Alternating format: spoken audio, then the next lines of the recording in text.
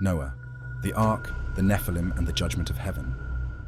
Long ago, as humanity multiplied on the earth, the Creator looked down and saw a world filled with corruption. The hearts of men were consumed by violence, greed, and immorality, and their every thought was evil. Among them walked the Nephilim, towering giants born of the forbidden unions between the Watchers, celestial beings sent to guide humanity, and mortal women. These giants, renowned for their strength and deeds, became symbols of rebellion, leading humanity deeper into sin. The Watchers, who had been entrusted by God to observe and protect, had betrayed their heavenly calling, teaching humanity forbidden knowledge, sorcery, weaponry, and dark arts.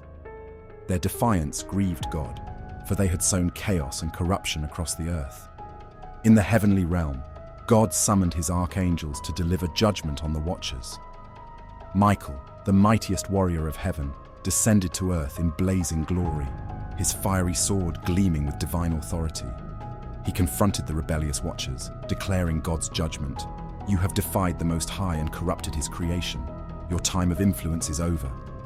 One by one, Michael and his heavenly host bound the Watchers in unbreakable chains, casting them into the abyss to await their final punishment.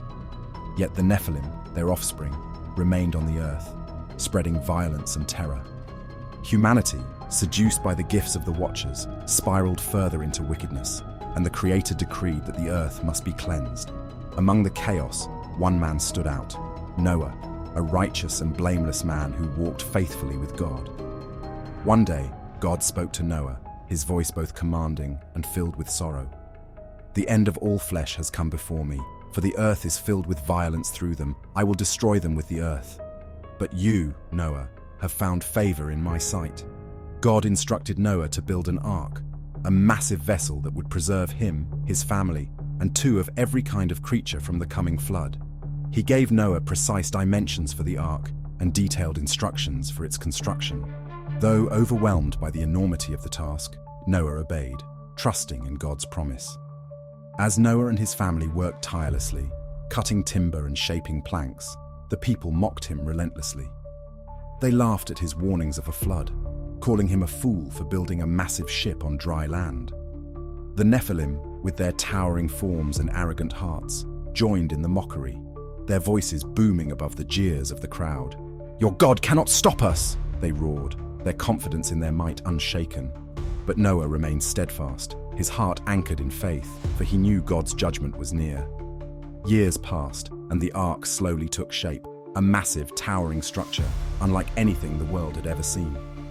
Noah continued to preach repentance, urging the people to turn from their wickedness and seek God's mercy, but his words fell on deaf ears. Then one day, a miraculous sign appeared. Animals of every kind began arriving in pairs, guided by the unseen hand of the Creator. Lions walked alongside lambs, birds filled the skies, and reptiles slithered across the ground, all making their way into the ark. The people watched in stunned silence, but their hardened hearts refused to acknowledge the truth. When the ark was complete, Noah and his family gathered provisions and entered the massive vessel. The animals followed, filling the ark with the sounds of life. As the sky darkened and the first drops of rain began to fall, the people outside grew uneasy. Mockery turned to fear as the rain intensified and the waters began to rise. They rushed toward the ark, pounding on its massive door, screaming for Noah to let them in. The Nephilim, desperate to save themselves, used their immense strength to try and break the door, but it was futile. The ark's door had been sealed by the hand of God, and no force on earth could open it. The floodwaters surged, and the fountains of the deep burst forth, covering the earth in a deluge. Mountains disappeared beneath the waves, and every living thing outside the ark perished. The mighty Nephilim, once revered for their strength, were swept away like leaves in a storm, powerless against God's judgment. Inside the ark, Noah and his family prayed as the ark was tossed by the waves. For 40 days and 40 nights, the rains poured, and the earth was cleansed of its corruption. Yet, amidst the chaos, God's presence remained with Noah, shielding him and the creatures within the ark from harm. At last, the rain ceased, and the waters began to recede. Months passed as the ark floated aimlessly, waiting for the earth to dry. To test the waters, Noah released a raven, which flew back and forth, finding no place to rest.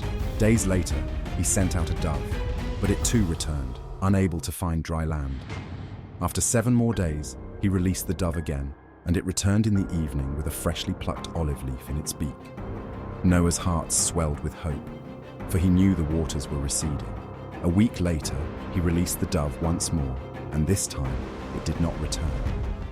When the ark came to rest on the mountains of Ararat, God commanded Noah to leave the ark. Noah and his family stepped out into a cleansed world, the air fresh and the land renewed. Overwhelmed with gratitude, Noah built an altar and offered sacrifices to the Lord, who accepted them with a promise. God set a radiant rainbow in the sky, a sign of his covenant never to flood the earth again. The heavens declared his mercy, and the earth bore witness to his justice. The story of Noah is not just one of survival, but a testimony of faith, obedience, and the ultimate triumph of God's will. Though the Watchers and Nephilim sought to corrupt the earth, they could not stand against the power of the Almighty. Noah's Ark became a vessel of salvation, carrying the promise of a new beginning and the enduring faithfulness of God.